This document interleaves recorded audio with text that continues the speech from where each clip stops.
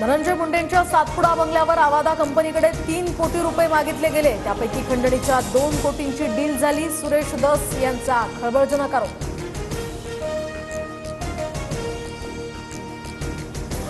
फडणवीस शिंदे अजितदादांना हात जोडून पाया पडून विनंती। मंत्री धनंजय मुंडेंचा राजीनामा घ्या। भाजप आमदार सुरेश दस यांची आग्रही मागणी।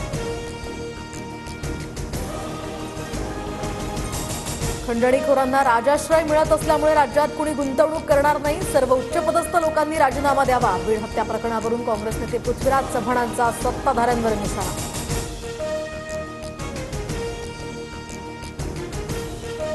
चौकशी पूर्ण होऊ द्यावी। बीड हत्या प्रकरणाचा उपयोग राजकारणासाठी करू नये। धनंजय मुंडेंच्या राजीनाम्याच्या प्रश्नावर मुख्यमंत्री देवेंद्र फडणवीसांची प्रतिक्रिया।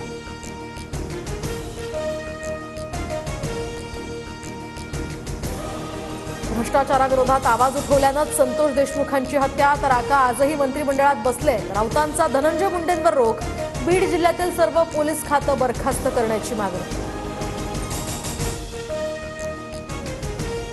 आरोपी वाल्मिक कराड ज्या गाडीतून शरण आला ती गाडी अद्याप जप्त नाही। गाडी मालकाचीही चौकशी नाही। खासदार बजरंग सोनावणेंकडून गाडी मालक शिवलिंग मोराळेवर निशाणा।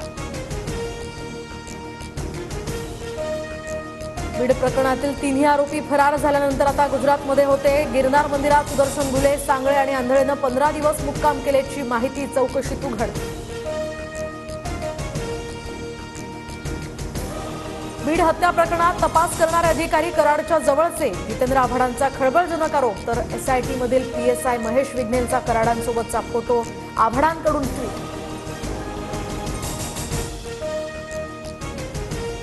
एकाच महिलेनं 2 योजनांचा लाभ घेऊ नये। लाडकी बहीण किंवा शेतकरी सन्मान योजना यापैकी एकाच योजनेचा लाभ घ्यावा। माणिकराव कोकाटेंचं आवाहन।